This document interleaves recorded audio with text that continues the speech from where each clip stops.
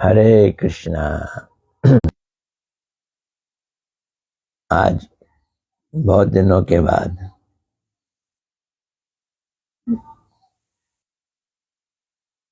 लगभग आधा महीना हो गया चैतन्य महाप्रभु का आविर्भाव दिवस मना रहा था। मैं उनके धाम में जाकर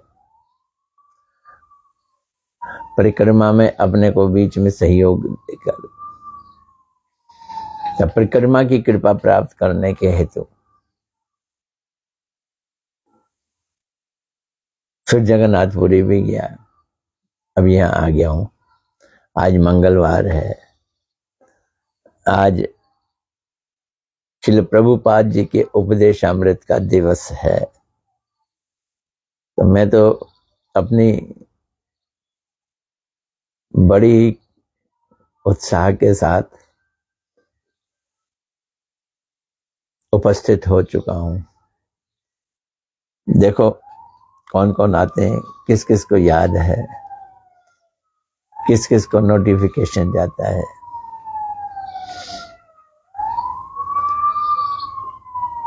तो पहले तो ये भी पता करना होगा कि आवाज पहुंच रही है कि नहीं। खैर,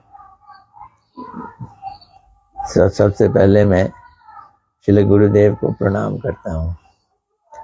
नमो विष्णुपदाय राधिकाय प्रियात्मने श्रीमद् भक्ति वेदांत नारायण गोस्वामी इति नामिने श्री कृष्ण लीला कथने सुदक्षम औदार्य माधुर्य गुणैश्च युक्तम वरम वरेण्यं पुरुषं महांतम नारायणं तमाम शीर्षा नमामि।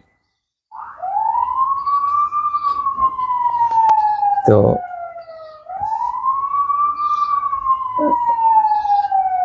अब गर्मियां आ गई हैं। पहले खिड़कियां बंद होती थी, अब खिड़कियां मैंने खोल दी हैं। लेकिन खिड़कियां खोल दी हैं तो बाहर गले की आवाज आ रही है। जो भी निकलता है वहां पे गली से उसकी आवाज आ रही। खैर, मुझे ये बताओ, आपको मेरी आवाज आ रही है कि नहीं?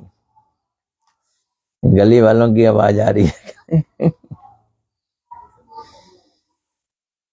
तो हम शुरू करते हैं आज का प्रसंग लेके।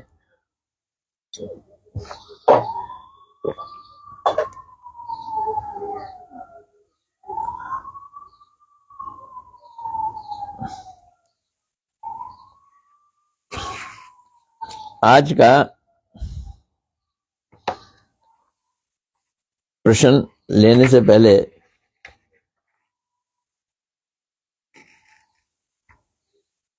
एक पुराना टॉपिक, प्रभुपाद जी का विचार,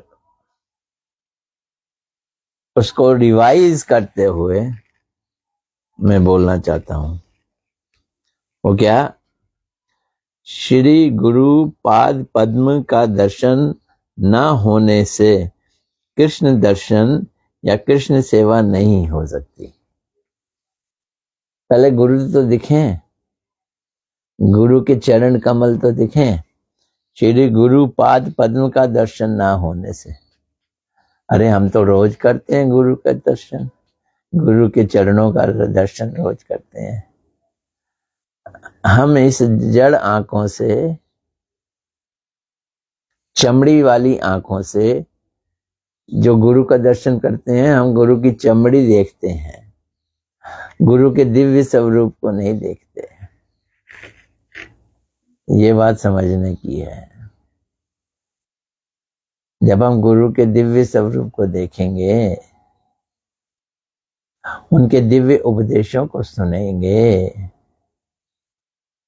तो फिर हमको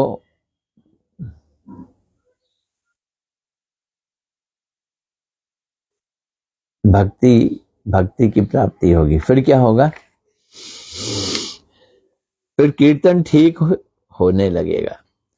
कीर्तन ठीक होने से स्मरण ठीक होने लगेगा। स्मरण ठीक होने से कृष्ण की स्फूर्ति होगी, हृदय में होगी।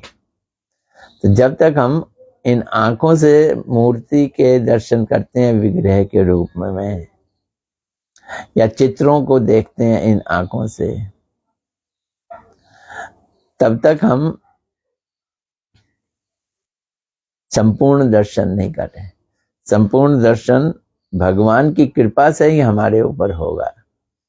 कृपा जब हमारे ऊपर होगी तो स्फुरित होंगे। इसी के लिए श्री रूप गोस्वामी जी ने चैतन्य महाप्रभु को प्रार्थना की है,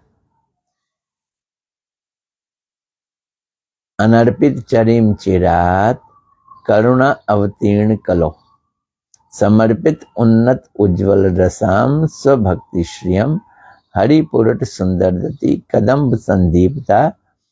अब ये प्रार्थना है क्या, सदा हृदय कंदरे स्फुरतु वह शचि नंदना, हमेशा हृदय के कंदरे में, सदा हृदय कंदरे स्फुरित हो शचि नंदना, हमारे हृदय की गुफा में शचि नंदन स्फुरित हो, दिखाई दें।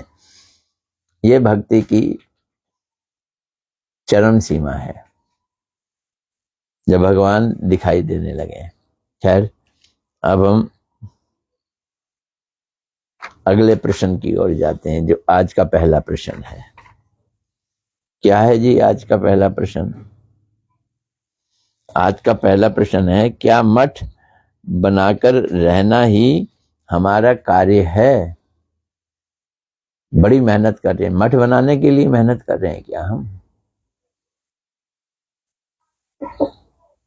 क्या मठ बनाकर रहना ही हमारा कार्य है?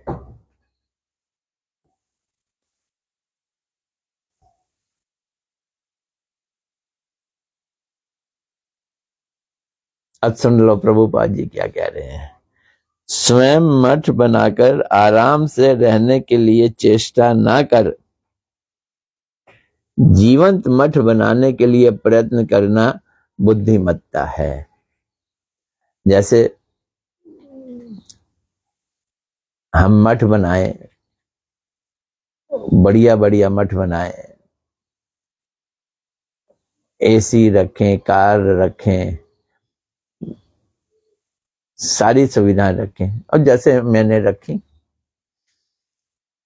तो क्या कर रहे हैं हम? मठ नहीं बना रहे। फिर हम मठ बनाकर आराम से रहने का अरेंजमेंट कर रहे हैं, बंदोबस्त कर रहे हैं। ऐसा मठ नहीं बनाना, हम चलते फिरते मठ बनाए। इसे कहा प्रभुपाद जी ने, जीवंत मठ बनाओ, जीवंत, जो जीवित हो। यही बुद्धिमत्ता है।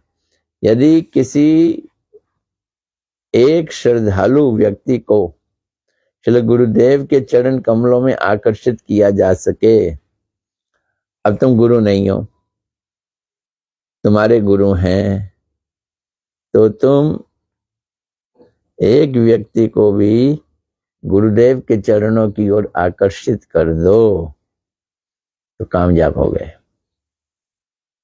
तभी जीवंत मठ बनाया जा सकता है।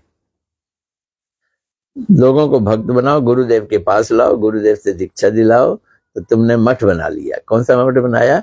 लिविंग मठ, जीवंत मठ बनाया।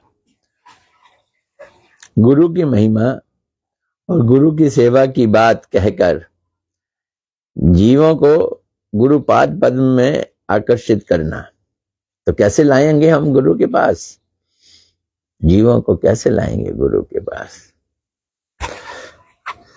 जब गुरुदेव धराधाम पे थे, तब तो एक उत्साह होता था गुरु के पास लाने का।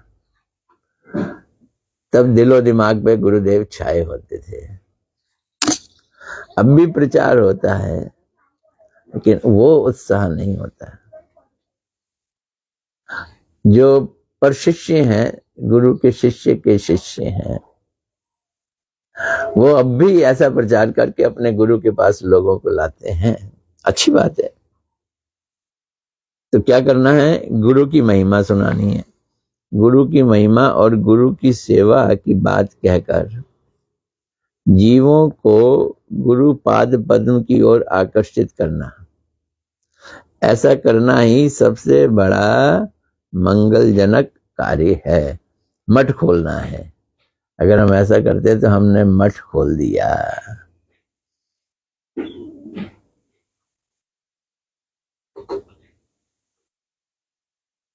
इसलिए जीवों के कल्याण के लिए ताकत लगानी पड़ेगी।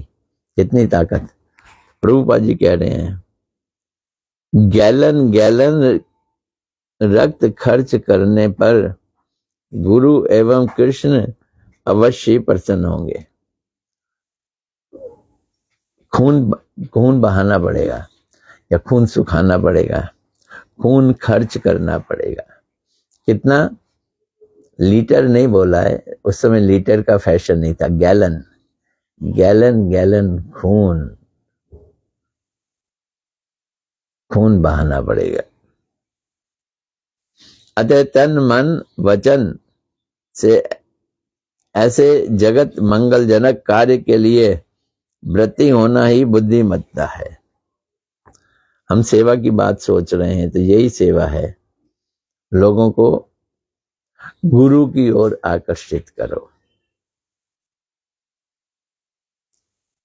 इसी में जीवन की सार्थकता है।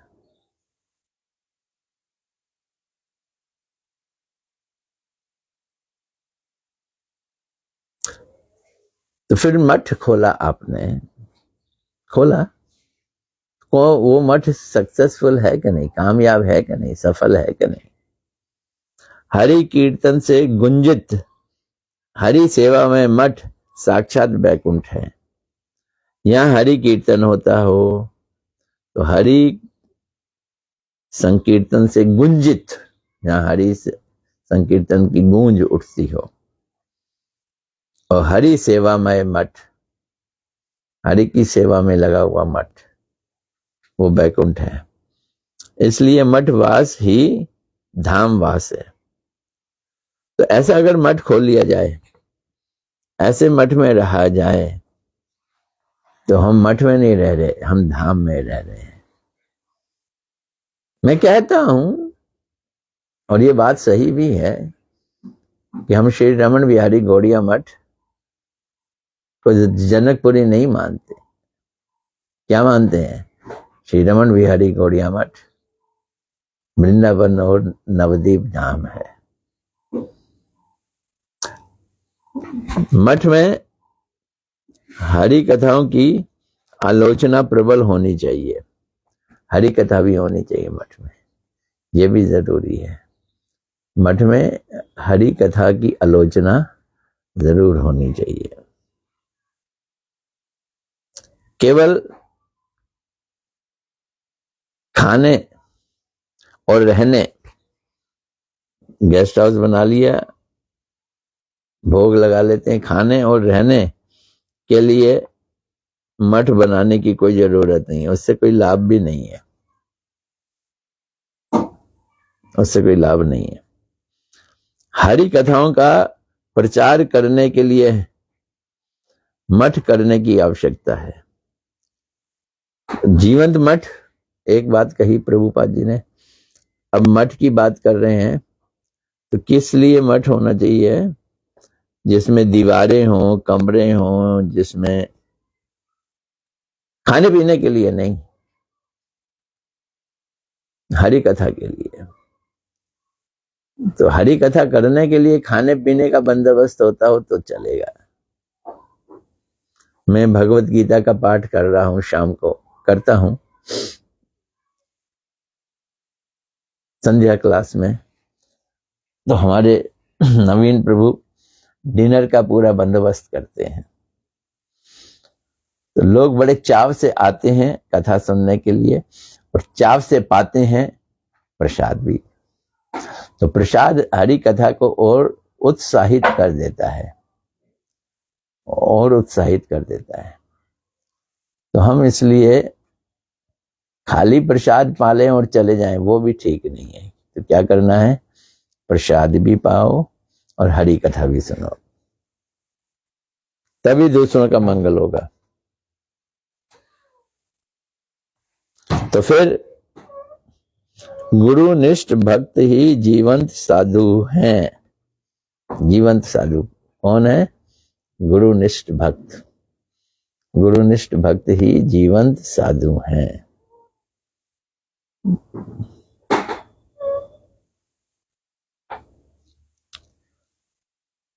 यहां साधु को बोल दिया सोर्स, लिविंग सोर्स है।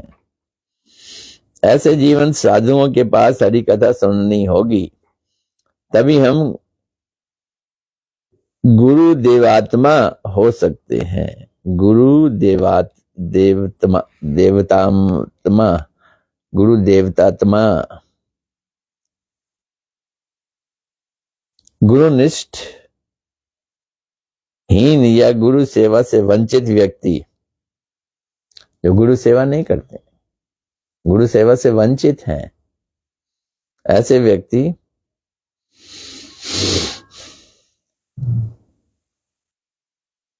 जीवंत नहीं है, जीवन मृत है। वो जीते जी मरे हुए जीवन मृत है। ऐसे अवैष्णव का संग नहीं करना चाहिए। ऐसे वैष्णव का सेवन करना अनुचित है, उचित नहीं है।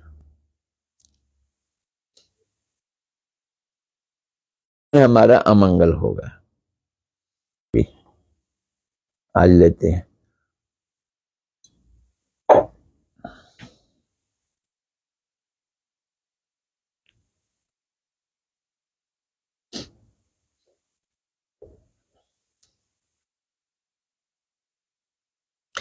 क्या गुरु कृपा ही भगवान की कृपा प्राप्ति का उपाय है? ये प्रश्न है। क्या गुरु कृपा ही भगवान की कृपा प्राप्ति का उपाय है? लगता तो है, सारे शास्त्र भी यही कहते हैं। प्रभुपाद जी क्या कह रहे हैं सुन लेंगे।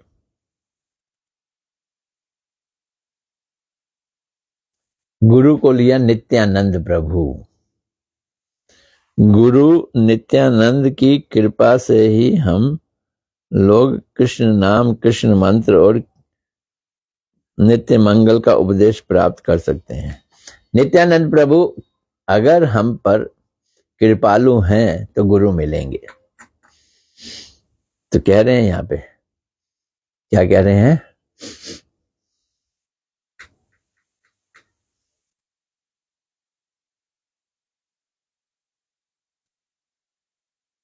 गुरु नित्यानंद की कृपा से ही हम लोग कृष्ण नाम, कृष्ण मंत्र और नित्य मंगल का उपदेश प्राप्त कर सकते हैं।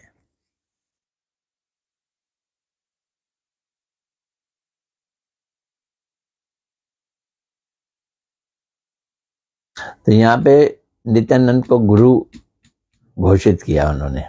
मूल गुरु तो वही है। जिन गौरचंद्र और राधा गोविंद की श्री नित्यानंद प्रभु की कृपा के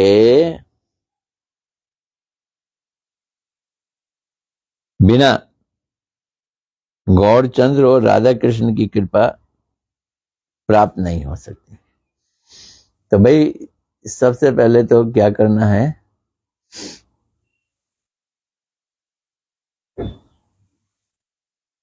नित्यानंद प्रभु की कृपा चाहिए। नित्यानंद प्रभु की कृपा, जो गुरु हैं, मूल गुरु हैं। तो गुरु नित्यानंद की कृपा के बिना श्री गौरचंद्र और राधा कृष्ण की कृपा प्राप्त नहीं हो सकती। हमारे पूर्व गुरु श्री नरोत्तम दास ठाकुर जी ने भी ऐसा लिखा है। श्री गुरुदेव की कृपा से ही जीव के संसार बंधन का नाश होता है। तो प्रश्न ये था ना कि गुरुदेव की कृपा के बिना क्या कृष्ण की कृपा मिलती है या नहीं? तो भैया नरोत्तम दास ठाकुर कह रहे हैं, श्री गुरुदेव की कृपा से ही जीव के संसार बंधन का नाश होता है। श्री गुरु चरण पद्मा केवल भक्ति सदमा।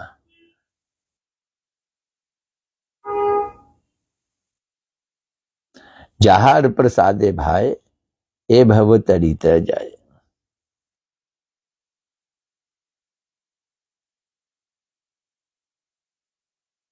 उनके ही प्रसाद से, उनकी कृपा से ये भव बंधन दूर होता है और उसको प्रेम प्राप्त होती है। कृष्णा भक्ति जहां होते अविद्या विनाशे जायते। कृष्ण भक्ति, कृष्णा प्राप्ति और अविद्या विनाश गुरु कृपा से होता है।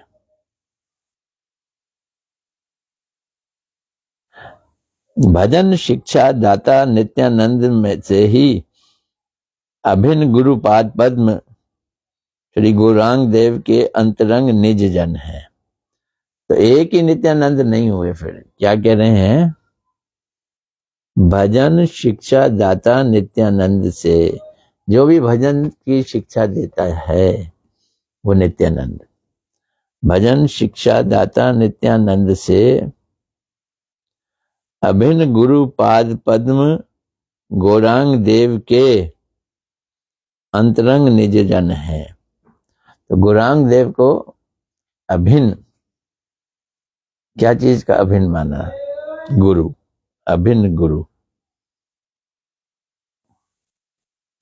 तो भजन शिक्षा दाता नित्यानंद से अभिन्न गुरु पाद पद्म गौरांग देव श्री गौरांग देव के अंतरंग निज जन है। तो नित्यानंद प्रभु गौरांग देव के निज जन हैं, निजी जन, ओन पर्सन। ऐसे नित्यानंद की सेवा आदर एवं प्रीति पूर्वक करने पर सर्वथा सिद्धि हो जाती है। अब नित्यानंद प्रभु की जो अभिन्न है, अभिन्न गुरु तत्व, गुरु गौरांग से अभिन्न है, अलग नहीं है, उनकी सेवा करने से सारी सिद्धियों की प्राप्ति, सर्व सिद्धि ही होती है। जिनका हृदय जड़ आसक्तियों से कठोर हो गया है, ये बड़ी समस्या है। जिनका हृदय जड़ आसक्तियों से कठोर हो गया है, वे अघदमन श्री कृष्ण का नाम शुद्ध रूप से नहीं ले सकते। जड़ आसक्तियां जिनके हृदय में हैं, वो श्री कृष्ण का नाम शुद्ध रूप से नहीं ले सकते। यद्यपि श्री कृष्ण अघदमन है, अघ मैंने पाप, पाप का दमन करने वाले हैं, लेकिन वो हमारे अंदर आए नहीं है, हमारे पाप अभी जीवित है, इसलिए हमें संसार भोग की इच्छा।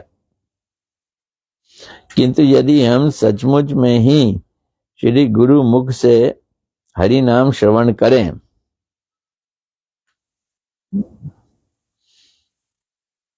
तो फिर गुरु के साथ कनेक्टिविटी कैसे बनेगी? किंतु यदि हम सचमुच से ही श्री गुरु मुख से हरि नाम श्रवण करें, तो नाम प्रभु हमें निश्चय ही पागल कर देंगे। नाम प्रभु पागल। ये गुरु कृपा, क्या गुरु कृपा ही भगवान की प्राप्ति का उपाय है। कैसे? तो गुरु मुख से हरि नाम श्रवण करो, गुरु मुख से हरि नाम श्रवण करो। तो हम उस हरि नाम को श्रवण करके हरि नाम गाएं तो हम पागल ही हो जाएंगे। श्री गुरुदेव मेरे दैन्य एवं आरती को देखकर मुझ पर अवश्य ही अकपट कृपा करेंगे, तभी तो मेरे मुख से हरि नाम, हरि कीर्तन प्रबल वेग से बाहर निकलेगा। अभी हरि नाम प्रबल वेग से नहीं निकल रहा। हरे कृष्ण बोलते हैं, नींद आ जाती है। माया का चारों ओर प्रभाव होता है, कुछ और ना और सुनाई देने लग जाता है। सोच में आ जाता है, दिखाई देने लग जाता है। तो हम क्या करें, ऐसे में हम क्या करें? तो गुरु मुख से कीर्तन सुनो। गुरु मुख से हरि कीर्तन सुनने से फिर हमारे अंदर का हरि कीर्तन प्रबल वेग से बाहर आएगा। ये है प्रभुपाद जी का विचार।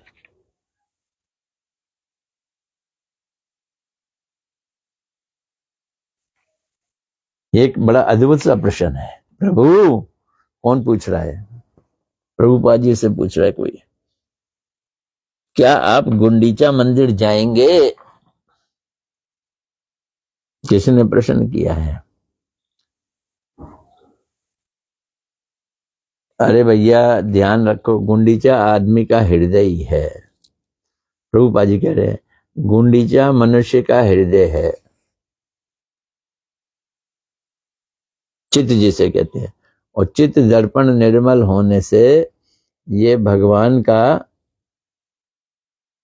वसती स्थान है, जहां भगवान बसते हैं, रहते हैं। हृदय या चित्त वो स्थान है जहां पर भगवान रहते हैं।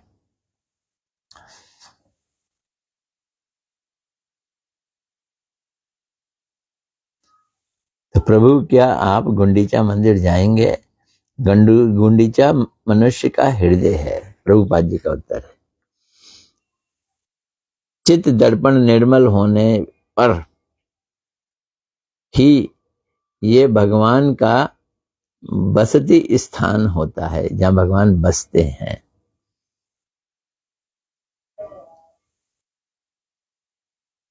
आपके विचारों के गुंडीचा में मेरी जाने की इच्छा नहीं है। आप जिस गुंडीचा में मुझे ले जाना चाहते हैं वहां मैं नहीं जाना चाहता। आपके विचारों के गुंडीचा में मेरी जाने की इच्छा नहीं है, प्रभुपाद जी कह रहे हैं।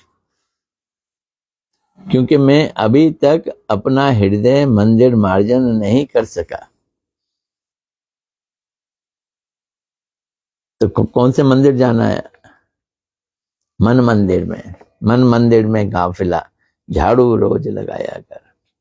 क्योंकि मैं अभी तक अपना हृदय मंदिर मार्जन नहीं कर सका।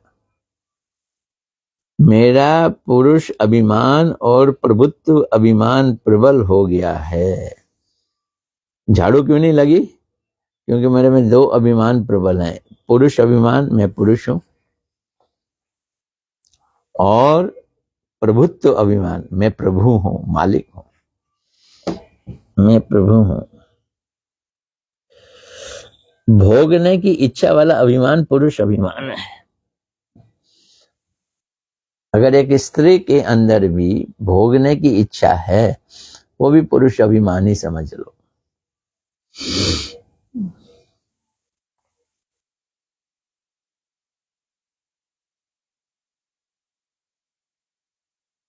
तो इस अभिमान के कारण, कौन से अभिमान के कारण? पुरुष अभिमान के कारण और प्रभुत्व अभिमान के कारण जो मेरे अंदर प्रबल हो गया है,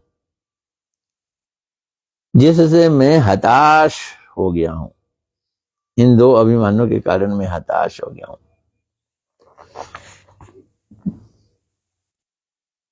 मेरा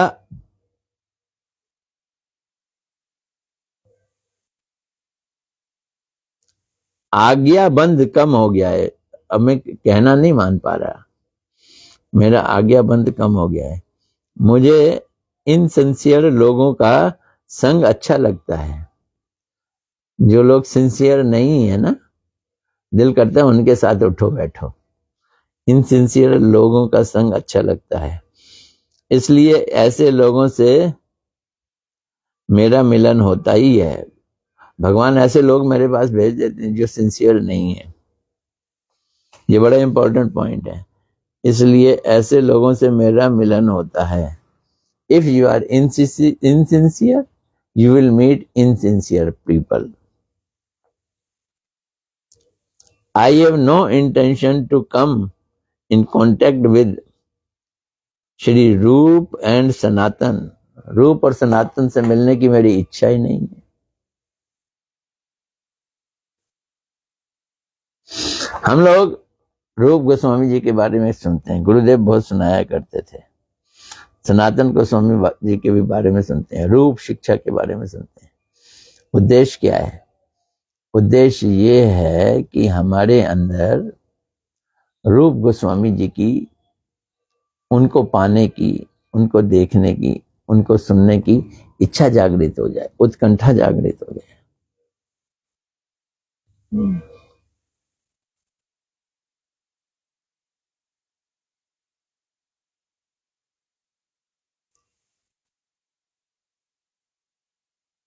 तो मैं इनसिंसियर लोगों के पास बैठने की इच्छा करता हूं। रूप सनातन से मिलने की इच्छा नहीं है। तो मैं आदर पूर्वक अपनी विपत्ति को स्वयं ही बुलाता हूं।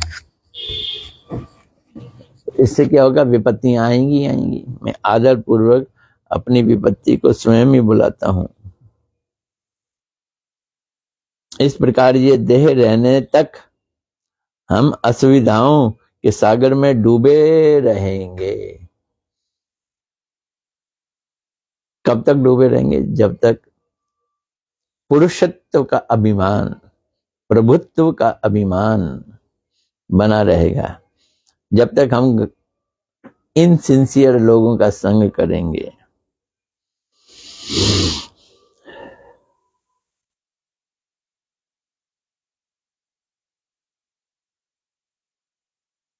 इसलिए हम अनेक समय सोचते हैं कि, इंग्लिश में बोल रहे हैं प्रभुपाद, लेट्स बी मेटामॉर्फोज्ड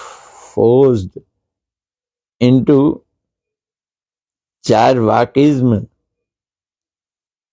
डिस्कम्फर्ट्स। भगवान की कृपा है हमें समझ नहीं पाते हैं। हम असुविधाएं, डिस्कम्फर्ट में रहते हैं। इसलिए हमारे घर जाने की इच्छा होती है। मठ में रहने की इच्छा नहीं होती, घर जाने की इच्छा होती है। श्री कृष्ण के चरण कमल ही हमारा नित्य घर है।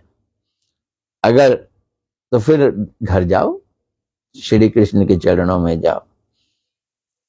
श्री कृष्ण के चरण कमल ही हमारा नित्य घर है, और श्री कृष्ण चरण कमलों में ही eternal health of the soul अवस्थित है। आत्मा का स्वास्थ्य कृष्ण के चरणों में है।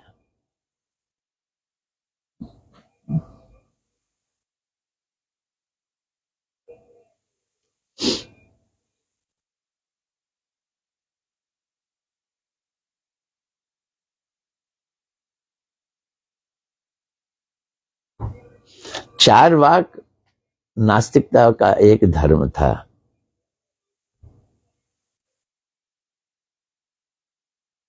अगर हम चारवाक के धर्म में हैं, इंग्लिश में यही कहा है, लेट्स बी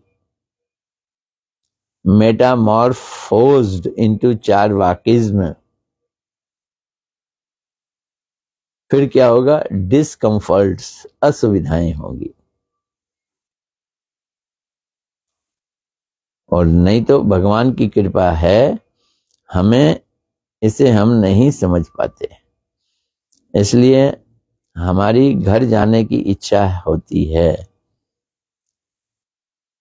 घर क्या है? श्री कृष्ण के चरण कमल घर हैं, हम वहां जाना चाहते हैं। चलो आज इतना ही।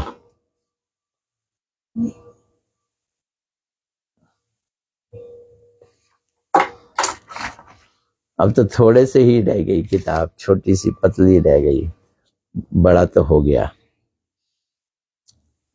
हमारे कुछ बार भक्ति विधान दंडी महाराज जी ने 3 वॉल्यूम छापे। मैंने उनकी किताब देखी, तीसरा वॉल्यूम भी लाया हूं मैं। तो इस किताब को जिससे मैं पढ़ रहा हूं, शुरू में मैंने देवानंद गौड़िया मठ से ली थी। तब तक बांके प्रभु और देवानंद गौड़िया मठ का आपस में थोड़ा सा संबंध था। अब बांके प्रभु का उन्होंने डिस्कार्ड कर दिया लगता है। पर एनीवे बांके प्रभु ने कितनी भी कुछ भी गड़बड़ियां की, लेकिन इस किताब को हिंदी में अनुवाद करके हमारे लिए एक अच्छा कार्य किया।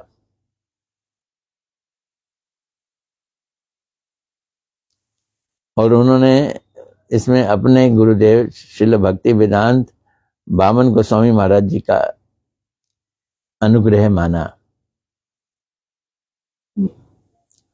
तो श्रील भक्ति वेदांत दंडी महाराज ने भी बांके बिहारी का नाम मेंशन किया है, तो उसके लिए आभार प्रकट किया है। एनीवे, हमारा मंगल कैसा होगा ये अगला प्रश्न है, मौका लगा तो कर लेंगे। हरे कृष्णा कृष्णा कृष्णा हरे हरे, हरे राम राम राम हरे हरे। देखें जी आज कौन कौन आया है। सबसे पहले पूजा जी आई हैं, हरे कृष्णा दंडवत प्रणाम। वीना बल्ला जी आई हैं, हरे कृष्णा दंडवत प्रणाम। मीनू अरोड़ा जी आई हैं, हरे कृष्णा दंडवत प्रणाम। राजीव गोस्वामी जी आए हैं, हरे कृष्णा दंडवत प्रणाम। अंशिता जी आई हैं, अंशिता दुग्गल, हरे कृष्णा दंडवत प्रणाम। और कौन है? अच्छा, नीलू भाटिया भी आ गई, नीलू भाटिया जी भी आ गई, हरे कृष्णा दंडवत प्रणाम। धमाल कृष्ण प्रभु जी भी आ गए, हरे कृष्णा दंडवत प्रणाम। और अंत में मनीष मानो जी भी आ गए, हरे कृष्णा दंडवत प्रणाम। जो बाद में आए चाहे तो फिर सुन सकते हैं। आज ज्यादा प्रश्न तो नहीं हो पाए, 2 ही हुए लगता है। कल आगे बढ़ते हैं। हरे कृष्णा कृष्णा कृष्णा हरे हरे, हरे राम राम राम हरे हरे।